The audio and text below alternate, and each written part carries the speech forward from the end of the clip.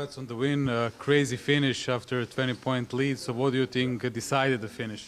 The 2 free throws by Bruno, you know, those were big. And tip your hat off to them. They picked up the pressure, you know, especially on offense. You know, they attacked the basket, attacked the offensive glass.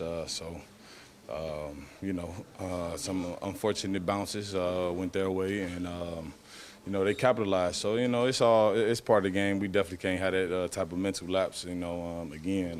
But, you know, we'll take the win. And what do you think was going good for Partizan when Partizan created a 20-point lead, and what on the opposite side went bad when Monaco got back in the game?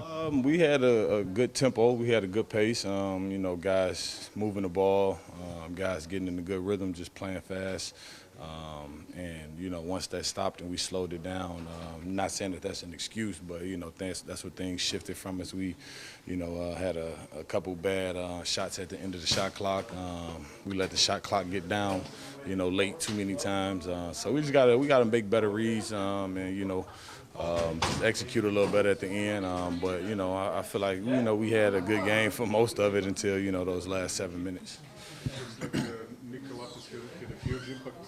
On the team, how his presence here make it easier for you to play? No, he definitely he's a veteran player. You know, he knows how to play the game. He was big for us tonight on the defensive end. He, you know, had a lot of steals, and he know how to, you know, just play the game and get guys involved. He reads the defense, reads how teams play him, and, you know, try to take advantage of that. So, you know, he's definitely a huge help for the team.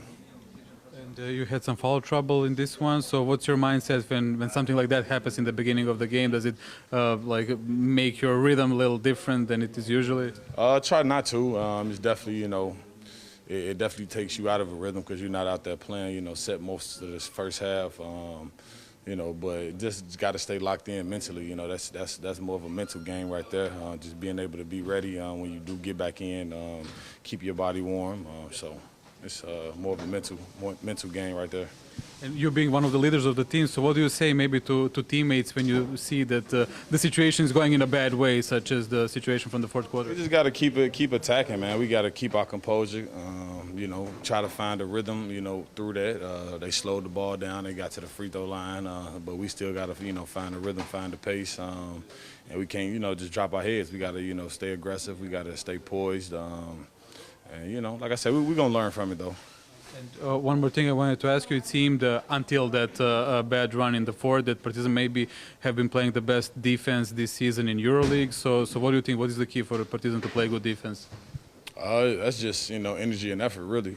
That's you know, that's, you know, in each individual guy wanting to actually go out there and guard and being locked in on the, you know, rotations and everything. So I feel like we're in a good space right there. Like I say, we've had, you know, last probably 4 or 5 practices have been good practices, and, you know, we picking up on things.